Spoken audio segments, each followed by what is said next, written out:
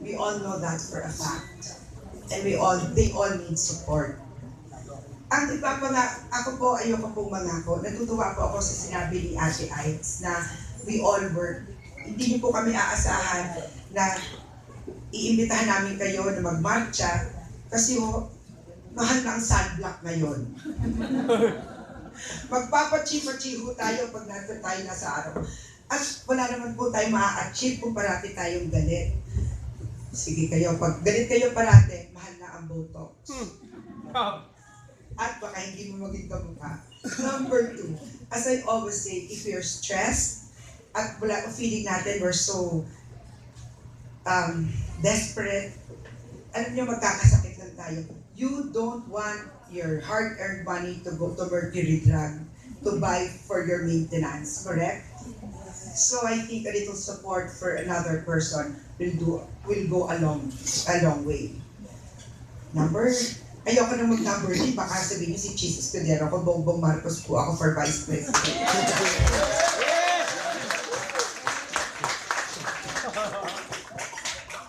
Yay! Bongbong tayo. Ibalik si Marcos. Marami po tayo dito. Na wala. I'm a single parent for a long time, pero I'm proud that I have raised 3 wonderful children. I have my youngest daughter, Gabrielle, and here's my daughter. I have my only son, Miguel, and I have my youngest daughter, Rafael. All of them, I take care of myself. Ang sabi ko nga po, kahit anong iba, my true legacy would be what will become of my children. Hindi po yung kayamanan, hindi po yung bank account or passbook. What I can leave my kids is their education and their way of life. I always say that it is better for children to have broken bones than have broken characters. So I feel that if we can only teach each other and inspire each other and help each other out, napakadali rin pong tumulong sa ating kapwa. But of course, it has to start with us.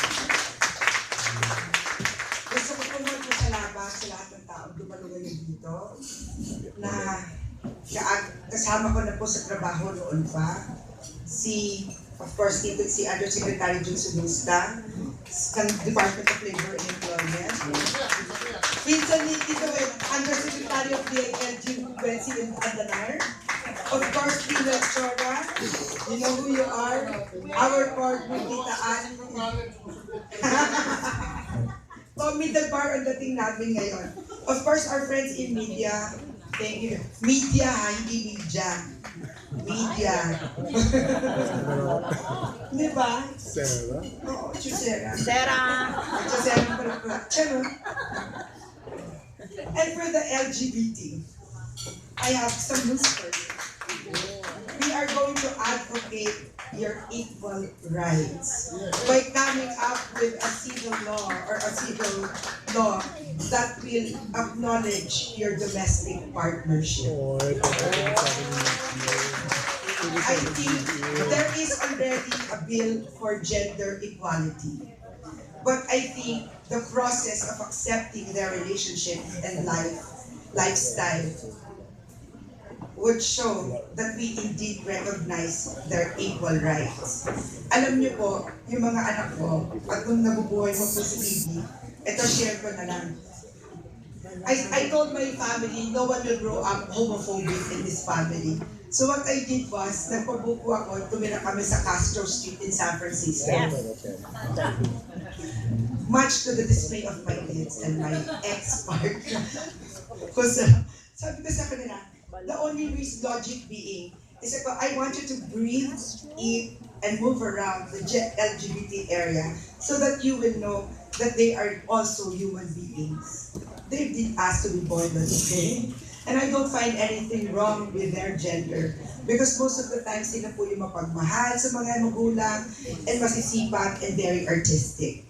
I think at the end of the day, even if we say we don't discriminate, there are so many things and so many actions that we say sometimes irresponsibly.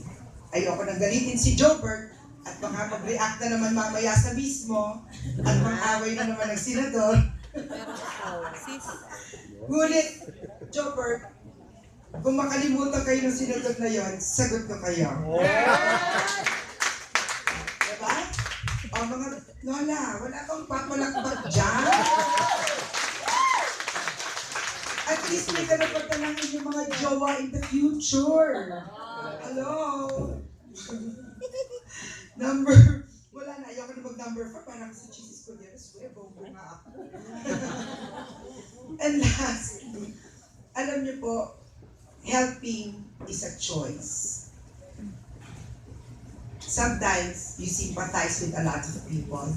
But if you go through the journey that we've been through, or you're going through the same journey as we did, or we are going through, then you will feel sympathy, empathy, because you will feel their feeling. And the greatest sin that we can commit to this country is apathy. When we stop caring for others, if we stop feeling what others feel, that is so sad. But I think we should choose to be happy. And in the Constitution, and all constitutions in the whole world, there is a provision that we should live in pursuit of happiness. Lahat tayo, may karapatan mangyayari. Life is not only made of first chances, but it could be your second chance, and your third chance is always a beginning. And if we serve, and we will serve, I promise this is done for the greater glory of God. And lastly, as sinabi nga po ni Ate Aida, ang daming pondo na nakalaan dyan, I believe that if we invest in our youth and our women, it will do our government good. Because mababawasan na po yung dole out. Imbis na i-dole out, let us teach them how to have their own livelihood.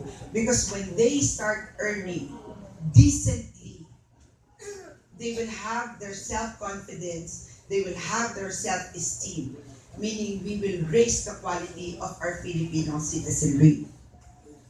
And in doing so, papalakpak ako. And in doing so, please be partners of Melchora.